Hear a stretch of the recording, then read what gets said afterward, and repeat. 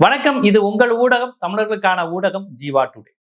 இப்ப தொங்கு சட்டசபை மாதிரி விடுதலை சிறுத்தைகளுடைய 2, இடதுசாரிகளுடைய 4 இதெல்லாம் தேவைப்படக்கூடிய நிலையில் இருக்கிறாங்க. காங்கிரஸ் உறுதியான ஆதரவு கொடுத்துட்டாங்க. இடதுசாரிகள் ஆதரவுன்னு கொடுத்துருக்காங்க. ஆட்சியில் பங்கு அந்த மாதிரிலாம் அவர் பண்ணல இடதுசாரிகள். ஆனா விடுதலை சிறுத்தைகள் முதலமைச்சரா, துணை முதலமைச்சரா என்ன கேட்கிறாங்கன்னு போய்கிட்டு இருக்கு.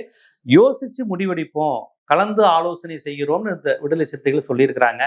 அது கூடிய சீக்கிரம் அவங்க சொல்லிடுவாங்கிறது வேற. ஆனா தாவேகாவினருடைய அரசியல் புரிதல், பார்வை, ஒரு விஷயத்தை அணுகிற விதம், நம்மகிட்ட கூட்டணிக்கு வரவங்கள்ட்ட எப்படி அணுகணுங்கிறதுக்கு அந்த ஐடி விங்க அங்க தரப்பினர்லாம் என்ன மாதிரிலாம் போட்டு இது பண்றாங்க அப்படின்னு பார்த்தீங்கன்னா, புதிய தலைமுறையில அது ஒரு செய்தியாவே போட்டிருக்கிறாங்க. அதாவது எவ்வளவு தரம் தாழ்ந்து ஒரு படத்தை போட்டு, இங்க பாருங்க, விஜயண்ணா உன்கிட்ட இருக்க ரெண்டு சீட்டை வச்சு அப்படின்னு ஒரு ஆபாசமான வார்த்தையை போட்டு, அதுக்கு தாண்டா அந்த 2 சீட்டு அப்படின்னு ரொம்ப வெளியே சொல்ல முடியாத அளவுக்கு ஒரு ஆபாசமான வார்த்தையை போட்டு, எவ்வளவு மோசமா போட்டு இதுக்கு தான் பயன்படும் அப்படிங்கிற மாதிரி போட்டு, உன் 2 சீட்டை வச்சு இதுக்கு தாண்டா பண்ண முடியும், உனக்கெல்லாம் துணை முதலமைச்சர் பதவி வேணுமா, போஸ்ட்லாம் தர முடியாது, நீ கிளம்பு, நீ தேவையே இல்லைன்னு அவங்க தலைவர் கட்சி அந்த 2 சீட்டுக்காக ஏங்கிக்கிட்டு இருக்கு, எப்படியா தாங்கன்னு. ஆனா எவ்வளவு கேவலமான படத்தை போட்டு டிவி கேன்வர் பரப்புறாங்க. இது செகண்ட் ஷோன்னு ஒரு சினிமா சேனல் நடத்தக்கூடியவர் வந்து இதை பார்த்து போட்டிருக்கிறாரு, விஜய் கட்சியினரை பார்த்து செகண்ட் ஷோ அப்படின்னு. அவர் வந்து இதான் இவனுங்க, இதுதான் இவனுங்க, விசிகே கிட்ட சீட் பிச்சை கேட்கறது டிவிகே, விசிகேவை நம்பி இருக்கிறது டிவிகே, அவர் போட்டிருக்க பதிவு. ஆனா இவனுங்க பேச்ச பாரு, ஒவ்வொரு பதிலையும் திருமா மீதான வன்மமும் ஜாதியானவமும். இந்த கூட்டத்தை அரசியல்படுத்த கடந்த 2 வருஷத்துல விஜய் எதுவும் பண்ணல, இனியும் அதுக்கு வாய்ப்பு இருக்கிறதான்னு தெரியல. நம்ம சொல்றதே அதான், ஒரு அரசியல் கட்சி யார் வேணாலும் இது பண்ணலாம். ஆனா உங்க கட்சியினுடைய பேட்டர்ன் எப்படி இருக்கு பாருங்க. மரியாதை கொடுக்கறது, கண்ணியமா நடத்துறது, எதிர் தரப்பினர்கிட்ட நாகரிகமா பேசுறது எதுவுமே இல்லை. எல்லார பார்த்து கிண்டல் பண்றது, ஸ்கூல் பசங்க கிண்டல் பண்ணி கேலி பண்றது, தலையில கொட்டுறது, தோத்துட்டா அவனை அவமானப்படுத்துறது, சபையில வச்சு அசிங்கப்படுத்துறது, கரும்புள்ளி கழுது மேல வச்சு கரும்புள்ளி குத்துவாங்க தெரியுமா கிராமத்துல. இந்த மாதிரியான ஒரு feudal mind set, male chauvinist character, caste character, இந்த மாதிரியான நபர்களா அந்த கட்சியில இருக்கிறாங்க. வேற கேட்கலாம், அந்த கட்சியில இருக்கிறவங்களுக்கும் தலைவருக்கும் தொடர்பு இருக்கான்னு கேட்டா கண்டிப்பா இதை ஒவ்வொரு முறையும் தலைவர் தான் போட சொல்லியிருப்பாரானா இல்ல. ஆனா இதுல கவனிக்க வேண்டிய விஷயம், இதை அவர் கண்டிக்கணும். அந்த ஐடி விங் இந்த மாதிரி தவறுதலா போடுறத கண்டிக்கணும். இதை விஜய் தொடக்கத்துல இருந்தே செய்யறது இல்ல. கூட்டணி கட்சியினரை இழிவுபடுத்துறது, திமுகவினரை இழிவுபடுத்துவது, தங்களை விமர்சிக்கின்ற பத்திரிகையாளர்களுக்கு பெல்ட் ட்ரீட்மெண்ட் தரணும்னு போடுறது, இப்படி எல்லாம் போடும்போது ஒரு தலைவர் வந்து, ஏன்னா பத்திரிகையாளர்கள் நம்மளை விமர்சனம் பண்ணா அவங்களை எப்படி அங்க பேசுறது, பேசாதீங்க. பத்திரிகையாளர்கள் எல்லா கட்சியும் விமர்சனம் பண்ணுவாங்க. ஆனா அதுக்காண்டி வந்து அவங்க பெல்ட் ட்ரீட்மெண்ட், கோட்டீஸ்வரனா பெல்ட் ட்ரீட்மெண்ட் தருவோம்னு சொன்னாங்க. நான் தான் கண்டிச்சு போட்டேன். நம்ம எல்லாரையுமே பத்திரிகையாளர்கள் என்ன, எல்லாருக்கும் அடி உண்டு, உத உண்டு, வச்சுக்கிறோம்டா அவங்களன்னு இப்படி பேசும்போது தலைமை பண்ணணும். இப்ப யாரோ ஒரு உணர்ச்சி வசப்பட்டு ஒரு ரசிகர் பேசினா கூட தலைமை வந்து, ஏய் இப்பெல்லாம் பேசக்கூடாது, என்னப்பா பேசுற, நம்ம அதிகாரத்தை வந்துட்டா பணிவு வேணும், பண்பு வேணும், விடு, நம்ம இன்னும் ஆட்சியே அமைக்கல, அப்பெல்லாம் பேசாதீங்க அப்படி சொல்லணும்ல. அப்படி கட்டுப்படுத்தக்கூடிய அமைப்பு அங்க எதுவுமே இல்லை. இதைத்தான் சொல்றோம், இந்த ஸ்ட்ரக்சரே ரொம்ப ஆபத்தா இருக்குன்னு. வேற ஒண்ணும் இல்லைங்க, அவங்க மனைவி பத்தி தப்பா பேசுறாங்க. இப்ப நம்ம எல்லாருமே விஜய் மனைவியை பற்றி கண்ணியமா இப்படி பேசக்கூடாது அப்படின்னு பேசணும். அவங்க ஒரு பெண், ஈழத்தமிழர் இருந்து பல்வேறு விஷயங்களை பேசணும். ஆனா விஜய் ரசிகர்கள் வந்து அவ்வளவு கேவலமா ரொம்ப மோசமான வார்த்தைகளை பயன்படுத்துறாங்க. நமக்கு அதிர்ச்சியா இருந்தது, உங்க தலைவரோட மனைவி, உங்களுடைய அண்ணி, அவங்கள பத்தி அப்படி பேசுறீங்கன்னா அவன் போடான்னு சொல்லிட்டு அவ்வளவு கேவலமா பேசினாங்க. விஜய் அதையுமே கண்டிக்கல. என் மனைவியை பத்தி தப்பா பேசலாமா, நீங்க உலகத்திலேயே தான் கட்சி தலைவனுடைய மனைவியை பத்தி தப்பா பேசுற தொண்டர்களை பார்த்திருக்கீங்களா, அதையும் கண்டிக்கல. அப்ப இப்ப திரும்ப லேட் ஆகுறாருங்க, திரும்பவும் இவங்க விமர்சனம் பண்றாங்க. அதுக்கான அந்த ஸ்கிரீன்ஷாட் இதுதான் வந்து புதிய தலைமுறையிலேயே இது வந்து வெளியாயிருக்கு. இதை கூட தாவேகாவினர் அந்த காலம் தாமதிக்கிறத கூட பொறுத்துக்காம, ஒரு அவர் 2 சீட்டு நம்பிதான் நம்ம தலைவரே இருக்காருங்கிற அந்த அரசியல் புரிதலும் இல்லாம இவ்வளவு கண்ணியக்குரிமா நடத்துறாங்க. இது என்ன மாதிரியான மனநிலை, இது ஒரு சாதிய மனநிலைன்னு சொல்லி அந்த செகண்ட் ஷோங்கிற அந்த சினிமா சேனல் நடத்துறவர் போட்டிருக்காரு. இன்னொன்னு, இந்த கூட்டம் இன்னொன்னையும் பண்றாங்க. சனம் செட்டின்னு ஒருத்தவங்க, அவங்க திருமாவளவனை பத்தி அப்படி விஜய் ஆதரவா போட்டிருக்காங்க. அதுவும் வந்திருக்கு. ஒரு சீட்டை வச்சுக்கிட்டு சனம் செட்டி பரபரப்பு கருத்து என்ன சொல்லியிருக்காங்கன்னா, இந்த ஒரு சீட்டு 2 சீட்டு வச்சிருக்கிறவங்க பண்ற அட்ராசிட்டி இருக்கே, ஏன்னா நடிகை சனம் செட்டி எக்ஸலத்தில் பரபரப்பு பதிவு. இப்பதிவுக்கு நெட்டிசன் ஒருவர், அதுவும் மக்கள் தீர்ப்பு தான், அதை சாதாரணமா எடுத்துக்காதீர்கள் மேடம் என கமெண்ட் அடிக்க, மக்கள் வாக்களித்தது எம்எல்ஏ சீட்டுக்கு தானே தவிர அவருக்கு துணை முதல்வர் பதவிக்காக அல்ல. அதாவது விஜய் ஆதரவாளர்கள் எவ்வளவு ஆபத்தானவங்க பாருங்க. விஜயை ஆதரிக்கிறவங்க நம்ம அவருடைய 2 சீட்டை வச்சுதான் நம்ம அண்ணன் முதலமைச்சராக போறாரு, வாய்ப்பு இருக்கு, ஆட்சியை அமைக்க முடியுங்கிற அந்த அரசியல் புரிதல் இல்லாம திருமாவளவன் 2 சீட்டை நம்ம போய் கேட்கணுமா, திருமாவளவன்ட்ட இருக்க 2 சீட்டு ஒரு சீட்டா, நம்ம அண்ணன் இவ்வளவு ஜெயிச்சிருக்காருங்கிற அந்த கான்செப்ட் இல்லாம எந்த அளவுக்கு சாதிய மனநிலையில ஒரு கட்சியை 2 சீட்டு வாங்கினா அந்த கட்சி இல்லையா? உங்களுக்கு முன்னாடி இருந்து அந்த கட்சி செயல்படுது. அது தோக்குது, ஜெயிக்குது, நிக்குது, களத்துல நிக்குது. மக்கள் தேர்தலுக்காக மட்டும் இயங்குற கட்சி கிடையாது. 24 நேரம் மக்கள் பிரச்சனைக்காக இருக்கிறவங்க. திமுக இருந்திருக்காங்க, அதிமுக இருந்திருக்காங்க, மூப்பநாட்ட இருந்திருக்காங்க, தனித்து இயங்கி இருக்கிறாங்க. தேர்தல் களத்துக்கு வராமலே மக்கள் அரசியலோட நின்று இருக்கிறாங்க. அப்பேற்பட்டவங்க இன்னைக்கு ஒரு 2 சீட்டு ஜெயிச்சிருக்காங்க. உங்களுக்கு அது தேவைப்படுதுன்னா அவங்க கலந்து ஆலோசிச்சு சொல்றோம்னு சொல்றதே உங்களுக்கு இரிட்டேட்டிங்கா இருக்கு. சனம் செட்டில இருந்து உங்க நிர்வாகில இருந்து இப்படி ஒரு கருத்து போடுறாங்க, இதை கண்டிச்சு நீங்க ஒண்ணுமே சொல்ல மாட்டீங்க அப்படின்னா இந்த பேட்டர்ன் தான் ரொம்ப ஆபத்து. அது மட்டும் இல்லாம இன்னொரு விஷயத்த நான் பதிவு செய்யறேன். இதுக்கும் அவங்க தரப்புல இருந்து மறுப்போ இதோ இதுவரையும் வரல. இனிமே வந்தா மகிழ்ச்சி. விஜய் டிவிகே கட்சி ஜாதிவாரி கணக்கு எடுக்காமல் ஜாதி வாரியாக துல்லியமாக கணக்கு போட்டு சாதிவாரி பிரதித்துவம் கொடுத்து இருக்கிறார்கள் அப்படின்னு விஜய் கட்சியை பத்தி பெருமையா போட்டு ஒரு கார்டு வந்திருக்கு. அந்த இதை பாருங்க, அந்த இது நான் காமிக்கிறேன். இங்க பாருங்க, அதுல என்னென்ன சாதிக்கு எவ்வளவு கொடுத்துருக்குறோம் அப்படின்னு ஒரு லீட்டர் போட்டிருக்காங்க. சாதி மட்டும் போட்டா போதும், ஒவ்வொரு சாதிக்கும் ஒரு சிம்பிள் போட்டிருக்காங்க. அது என்னங்க சிம்பிள்?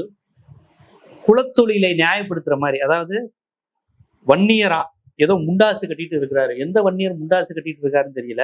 பறைய அடைஞ்சுக்கிட்டு இருக்காங்களா? நான் கேட்கிறேன், வன்னியரும் பறையரும் இன்னைக்கு முண்டாசு கட்டிட்டு இருக்காங்க, பறையர்னா பறைய அடிச்சுட்டு இருக்காங்களா?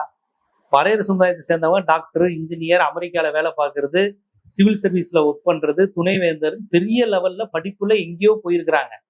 உங்களுக்கு அதெல்லாம் இல்லை. உங்க சாதி புத்தியில இருந்து பறையர்னா பறைய அடிக்கிறவரான், வெள்ளாள கவுண்டரான். அதுக்கு என்ன போட்டிருக்காங்கன்னா வெள்ளாளர்னோட விவசாயம் ஏதோ போட்டு விட்டுருக்காங்க. நாயுடு கம்மா பலிஜானோன்னு ஏதோ பஞ்சாபி மாதிரி ஏதோ கம்மா கட்டி இருக்கிறாங்க. தேவேந்திர குல வேளாளர்னோன்னா ஏதோ மரம் நடுறாங்க, விவசாயம், அந்த மாதிரி ஏதோ ஒன்று போட்டிருக்கிறாங்க. முக்குளத்தோர் தேவர் அப்படின்னு முக்குளத்தோர் தேவர் பட்டம் அது ஏதோ தனித்தனியா பிரிச்சு போட்டிருக்காங்க. கல்லர் மரம் அதெல்லாம் ஈட்டி கம்போட இருக்கு. அடுத்து நாடார்னோட தென்னை மரம். இது என்ன மோசமான மனம் இல்லை? நாடார்கள்லாம் இப்ப பனை ஏறி கல் எடுத்துக்கிட்டு இருக்காங்களா? இந்த குலக்கல்வி, இந்த குலத்திட்டத்தை முடிச்சு அந்தந்த ஜாதிக்காரன் அந்தந்த தொழிலை செய்யணுங்கிறத மாத்தி தானே பெரியார் இயக்கம் வந்து எல்லாரும் படிக்கணும். கல்லர்னா வேலு கம்பு எடுத்துக்கிட்டு இருக்க கூடாது, படிச்சு டாக்டர் ஆகணும், இன்ஜினியர் ஆகணும், மீடியால இருக்கணும், பெரிய துறையில வரும், பல்லரோ பறையரோ முன்னேறணும், நாடார்கள் முன்னேறணும்னா நீங்க நாடார்னோட பனை ஏறுறாங்க, கல் இறக்குறது அவங்க குலத்தொழில்னு போட்டிருக்கீங்களே. அப்ப ஒவ்வொரு ஜாதியும் அந்த குலத்தொழில் தான் வருது. செட்டியார்னோட இவர் இரும்பு பெட்டி. இது எல்லாம் எவ்வளவு மோசம் பாருங்க. முஸ்லீம்னோட பிறை, முதலியார்னோட படிச்சவங்களாம். இன்னைக்குதான் எல்லா சமுதாயமும் படிக்கிறாங்களா, அவங்களுக்கு மட்டும் ஏன் போட்டிருக்கீங்க? யாதவர்னோட மாடு. நான் கேட்கிறேன், இன்னைக்கு கோனார் சமுதாயத்தை சேர்ந்தவங்க ஆடு மாடு தான் மேய்ச்சிட்டு இருக்காங்களா? ஏன் BSc, MSc, agri, engineering, doctor, பெரிய பெரிய படிப்பு ஏரோநாட்டிக்கெல்லாம் அவங்களுக்கு வந்து இப்போ கோனார் படிக்கிறது இல்லையா? தமிழ்நாட்டில் அந்த நிலையை மாத்திருக்கோம். குலக்கல்வி திட்டம் அந்தந்த ஜாதிக்காரங்க அந்தந்த வேலையை பண்ணணுங்கிறது தமிழ்நாடு மாத்திருக்கு. ஆனா இவங்க மைண்ட் செட் பாருங்க, இந்த ஜாதிக்காரன் இந்த தொழில் தான் பண்ணணுங்கிறது. அதுக்கப்புறம் பிராமின்னோட பூணல் கயிறு மாதிரி ஒண்ணு போட்டிருக்காங்க. மீனவர் மீன் பிடிப்பாங்களாம். எந்த மீனவர் மீன் பிடிக்கிறாங்க? மீனவர் வீட்டு பிள்ளைங்க எந்த லெவல்ல இருக்குன்னு தெரியாதா உங்களுக்கு? மீனவர்னா மீன் பிடிக்கணும், அந்தந்த ஜாதிக்காரன் அந்தந்த வேலையை பார்க்கணும். என்ன மைண்ட் செட் பாருங்க. கிறிஸ்டின் ஒரு சிலுவை. இதுல ரொம்ப மோசமான விஷயம், அவங்க மைண்ட் செட்டை பாருங்க. இதுல சில சமூகங்களுக்கு பிரதிநிதித்துவம் விடுபட்டுருச்சான். அப்போ அவங்க கொடுத்துருக்குறாங்க, அருந்ததியர் சாதிக்கு பதவி இதுல விடுபட்டு இருக்கு அப்படின்னு அவங்கதான் போடுறாங்க. அது விடுபட்டு இருக்கோங்கிறத அருந்ததியருங்கிறது எப்படி திரும்ப போட்டிருக்காங்க? ஒரு விளக்கமாற காமிச்சு போட்டிருக்கிறாங்க. அவங்க எல்லாம் கூட்டுற ஜாதியா. இது எவ்வளவு கேவலமா இல்ல? இப்ப இது ஏன் எந்த தலித் அமைப்புகளும் இதெல்லாம் இது பண்ணல? நிறைய என்னை கேட்டா பெரியாரி, அம்பேத்கரி, மார்க்சி அமைப்புகள் நேத்து போய் ஆதரவு தெரிவிச்சாரு. சிபிஎம், சிபிஐ எல்லாம் இதெல்லாம், அதாவது ஒருத்தரை அடிக்கிறது மட்டும் வன்முறை இல்லைங்க. இது என்ன மனநிலை? இது யார் போட்டாங்க இப்படி? அது யாரா இருந்தாலும் நடவடிக்கை இது கண்டிப்பா. இந்த போஸ்டை அவங்க ஏன் போட்டாங்க அப்படின்னு பாருங்க. இதுல இந்த போஸ்டை போட்டுட்டு இதுதான் டிவிகே வெளி, இதுதான் விஜய் வெளி. இப்ப கேட்டா என்ன சொல்லுவாங்க? நாங்க போடலன்னு ஏதாவது சொல்லுவாங்க. ஆனா உங்க இதை போட்டு இப்படி ஒருத்தர் போடும் போது ஏன் இப்படி போடுறீங்க, நீங்க யாரு இது, அதை மறுக்கணுமா இல்லையா? இவங்க கட்சி இதை பயன்படுத்தி கூட்டணி கட்சியை இழிவுபடுத்துவாங்க, பத்திரிகையாளர்கள் இழிவுபடுத்துவாங்க, விஜய் மனைவியை இழிவுபடுத்துவாங்க, திமுக பெண்களை என்ன வந்தாலும் இவங்க மறுப்பு தெரிவிக்க மாட்டாங்க, இது நாங்க இல்லைன்னு சொல்ல மாட்டாங்க, அதை கண்டிக்கிறோம், அந்த போஸ்டை எடுங்கன்னு எதுவுமே சொல்ல மாட்டாங்க. ஏன்னா அந்த கட்சி பேட்டர்ன் அப்படி இருக்கு. இப்ப இதெல்லாம் எவ்வளவு மோசமான சாதிய மனநிலை. துப்புரவு தொழிலாளர்னா கூட்டுறாங்க, அது அருந்ததியரா, அதனால அவங்க துப்புரவு தொழிலாளரா மட்டும்தான் இருப்பாங்களாம்.